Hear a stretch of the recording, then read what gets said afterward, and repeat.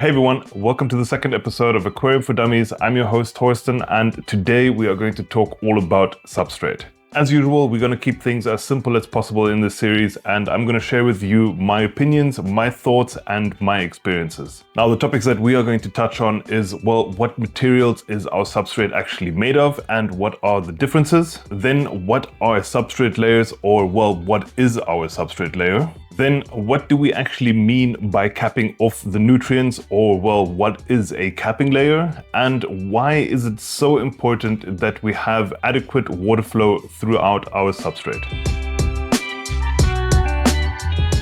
So, in the last episode, we spoke about how to choose your first tank, and I still stand to my words that a 30 to 60 liter aquarium is a perfect beginner-sized tank, and that an all-inclusive starter kit is definitely the way to go if you want to start off in this hobby. Now that you've actually chosen your first tank, the next step is to actually set up the substrate. Now, the substrate is made up of several different materials, and we're going to go through each one of them, but they fall under two categories. The first category is inert substrate, and the other category is active substrate. Now, inert substrate is something that contains none or hardly any nutrients to actually promote plant growth. And under this category, you will find crushed up lava rock, you will have crushed up mica, which is fired clay, you will have your crushed up ceramics, you will have your gravels, and you will have your coarse and fine sands. And even though these materials actually contain hardly any nutrients or actually also no nutrients, they are still very valuable to use in your substrate. Now, active substrates contain all the nutrients and all the building blocks to actually support plant growth. And the first thing under that category are root tabs. And I do know that root tabs aren't really a substrate or anything like that. They are actually fertilizers, but I'll put them underneath this category, especially since we do add them to our substrate. And well, they contain a bunch of nutrients for our plants, so we can definitely put them under the active substrate category. Now, what are actually root tabs? Well, root tabs are powderized nutrients that are all compressed together to produce a tablet. Root tabs are completely water soluble and they will completely dissolve in water, meaning that there is no actual substrate for your plants to hold onto or to grow into. So the primary role of root tabs is to just provide a long-term supply of nutrients for your plants and to actually reset the nutrients in some depleted soil by actually just adding in some root tabs in. You can also add root tabs to an inert material just like sand. So if you don't have any active substrate in your aquarium, you can add root tabs directly into the sand, and that's going to provide nutrients for your plants. The next material underneath the active substrate category is something like this. This is deneless substrate, and this is a clay-based media that is basically infused with root tabs. Again, a very nutrient-rich or nutrient-dense material that we add to our substrate. And unlike root tabs, this actually contains clay so that the roots actually have something to grow into or something to grow onto to actually extract the nutrients from a material and don't need to extract the nutrients out of the water column. Then the next thing on the list would be something like this. This is Denel's Depot Mix, and the equivalent to this from other brands would be ADA's Power Sand, or the one that MD Fish Tank really loves to use, and that is Columbus's Nutri-Base. Now, these are actually a mixture of several substrate materials actually mixed all in together, and in these you would find something like Denel's Substrate, the clay-based nutrient-rich media. You would also find very small root tab balls in this as well. You will have your gravel, you will have your sand, you would have crushed up lava rock, you would have crushed up mica, you would have crushed up ceramics in here, and some other companies will also add in activated carbon just to purify the water a little bit down in your substrate, and they will also add in some dormant beneficial bacteria into the substrate, which will kickstart your brand new system. Now, you can also mix these up by yourself, but we will get to that in the next topic.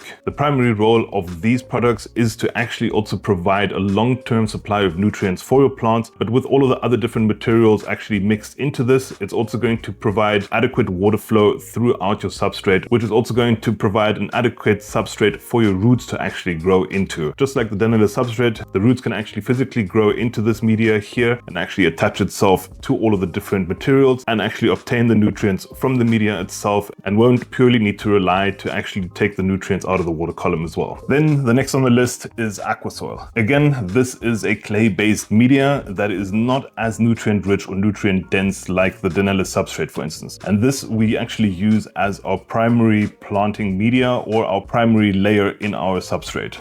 Now, Aquasoil is primarily designed to promote plant growth in the early stages to get the roots going. By having less nutrients actually inside of it, your plants aren't going to have a nutrient shock after you actually plant them. It is actually, as I mentioned, going to promote root growth, and especially once your plant has established itself in the Aquasoil, the roots are going to be strong enough and healthy enough to grow all the way down into the very nutrient rich and nutrient dense substrate to get even more nutrients to grow even lusher and even stronger. Now, the clay in Aquasoil is way more compact together than something like Dummies substrate, meaning that it is not going to dissolve or liquefy as quickly as the very rich or nutrient dense clay-based medias. So this is going to hold up much longer, and it is also specially designed to come in small little round bowls, which provides a lot of free space between all of the Aquasoil to promote water flow throughout your substrate, and obviously to have a lot of open space for your roots to actually also grow into. And then the last one on the list is pond soil. Now, pond soil is compost that has further decomposed into actually a soil. It is then thoroughly sifted through to remove any undecomposed materials so that you are only left with the actual soil itself. Now, pond soil is way cheaper than Aquasoil, and it is also way more nutrient rich or nutrient dense than anything else that I've actually shown you here right now. So if you do use it, do be cautious when you actually add it to your tank. By using pond soil, there are a lot of risks of things going wrong later on down the line, but we will get back to that a little bit later. So now that we've actually gone through all of the main different materials that we will be using in our substrate, and the next thing is to actually set up our substrate layer. When we tend to build up our substrate layer, we actually add 2 to 3 different layers of materials in to create our final substrate layer. In the first layer, we always want to make sure that we actually add in our most nutrient rich or most nutrient dense materials as the first layer. We want to keep the nutrients as far away as possible from the actual water column itself. In the first layer, we would obviously add in our root tabs, our Dummies substrate, our Dummies depot mix, ADA substrate, or our Columbus Nutri-Base, and our pond soil. As we just discussed, those materials are very rich in nutrients, and they are going to provide a long-term supply of nutrients for our plants. That's why we want to have them as low as possible inside of our tank. After our first layer is now in the tank, we are going to add our second layer, and that is going to be the first layer that's actually going to cap off the nutrients. Now, the second layer is also going to be our primary planting layer, so it needs to be much thicker than the first layer.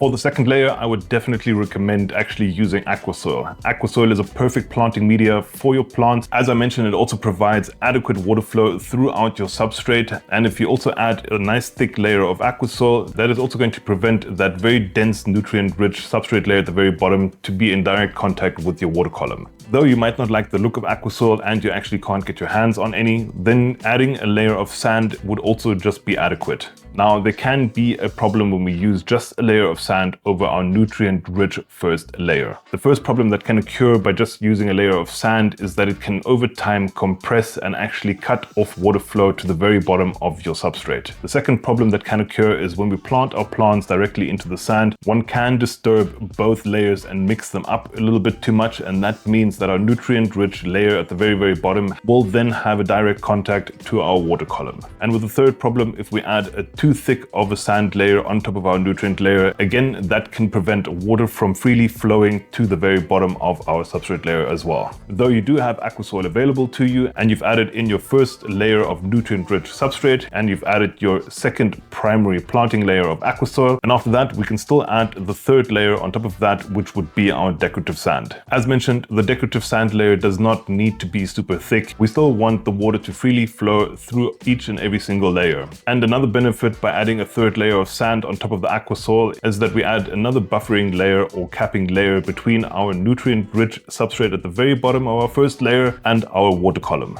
And well, I've now spoken about capping layers this entire time, but why do we want to keep the rich nutrients actually away from our water column? Now, the water in our aquarium does contain nutrients and minerals, but not as in a high of a density as actually our substrate. If we were to just add in our first layer of nutrient-rich substrate and not cap it off with any other substrates, then the entire water column would be in direct contact with all of these rich nutrients. The water will absorb as many nutrients out of the substrate as it possibly can and will completely saturate itself with nutrients, and that is going to cause big problems. There are a lot of plants that will absorb these nutrients out of the water column, but algae likes to do that as well. Now, with your water column completely saturated in nutrients, this is going to give an absolute boost to algae, and you're going to end up with severe algae outbreaks. We can combat this by doing weekly water changes, but there is no buffering layer between the water and the nutrients, and once you top off the tank with fresh water again in a very short time, that water is just going to absorb all of the nutrients out of the substrate again. It's going to saturate itself all over, and all of the algae is just going to have an absolute boost of nutrients again, and the cycle is just going to repeat itself, and repeat itself. And to avoid all of this to actually happen, that's why we add a capping layer. Capping layer is still going to promote water to actually freely flow to the nutrient-rich layer, though it is going to slow down the flow dramatically, and it's only going to release the nutrients slowly but surely into your water column. As your plants grow, they are going to use up the nutrients way quicker than it can actually be released back into the water column. And by adding a third layer of inert substrate on top of the aqua soil, that is going to slow down the release of nutrients into your water column even further, but still provide water flow throughout your substrate.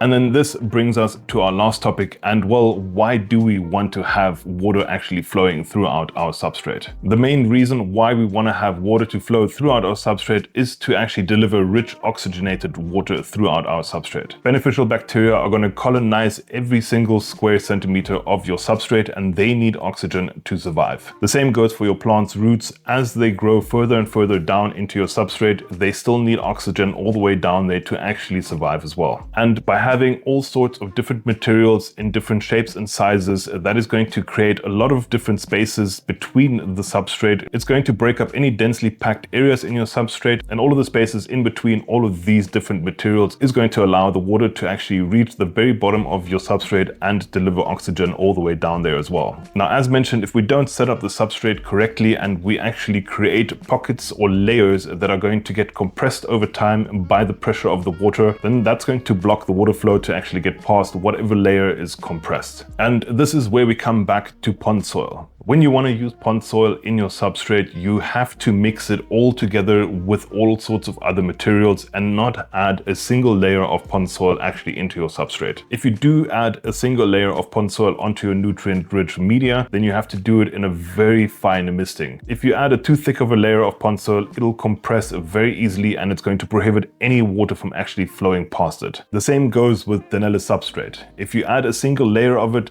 the clay-based media is going to dissolve over time, and clay is a very fine media that is also going to create a layer where water will not penetrate past, and therefore no oxygen is also going to go past that as well. Now, if oxygen can't reach certain areas of your substrate, then slowly but surely the beneficial bacteria that have colonized down there, they are going to slowly but surely use up the oxygen and also slowly but surely die off as CO2 levels actually rise. This is then going to open up the door for anaerobic bacteria, and anaerobic bacteria, they thrive in a CO2-rich environment. And unlike beneficial bacteria, anaerobic bacteria will not convert harmful chemicals back into unharmful chemicals that our plants could then use to actually grow, but they will only decompose whatever is around them. As the CO2 levels are going to rise in your substrate, more beneficial bacteria are going to die off, which means there's going to be even more decomposable matter for anaerobic bacteria, which means even more CO2 is going to be produced, and eventually the CO2 levels are going to be so high that even your plant roots are going to slowly but surely die off. Again, the cycle will just continue right there. Plant roots are going to get decomposed. It's going to produce even more CO2 in your substrate. Even more anaerobic bacteria are going to colonize the CO2 rich environment, and the cycle will just continue and continue until all of your plant roots have died off. This is going to then kill your plants and they are going to melt off. And then once that happens, the water column is also going to get flooded with nutrients, and all of this can lead to your fish dying in the end. Now, I do know that I sound very dramatic, but this is the reality of things if you don't set up your substrate layer correctly and don't ensure that you actually have adequate water flow throughout all of it.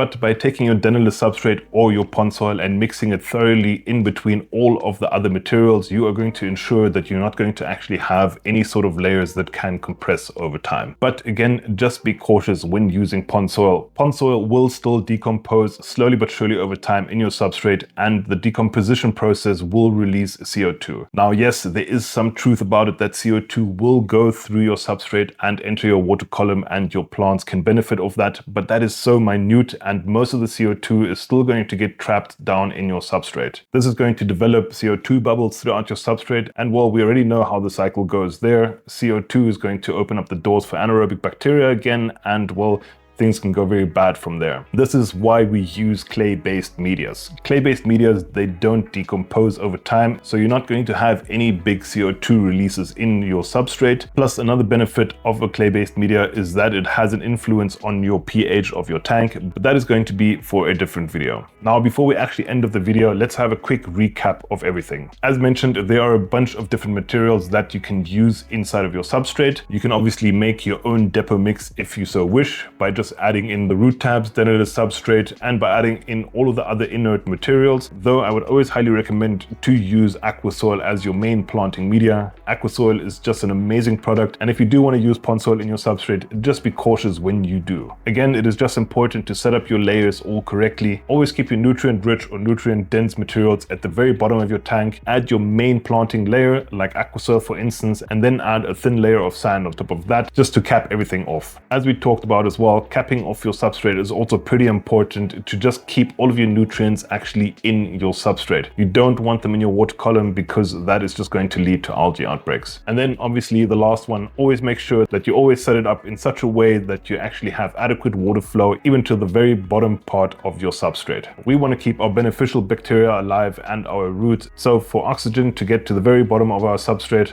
water flow is important. But I would say that covers it for substrate. And if this video was helpful or you enjoyed it, leave a like down below and let me know in the comments how you set up your substrate and what materials you like to use, or if you've experienced any sort of problems that I might have maybe addressed on. Otherwise, if you don't want to miss out on new episodes of Aquarium for Dummies, hit the subscribe button and hit the notification bell. As always, let's keep the aquarium hobby simple, and I would say I'll catch you in the next one.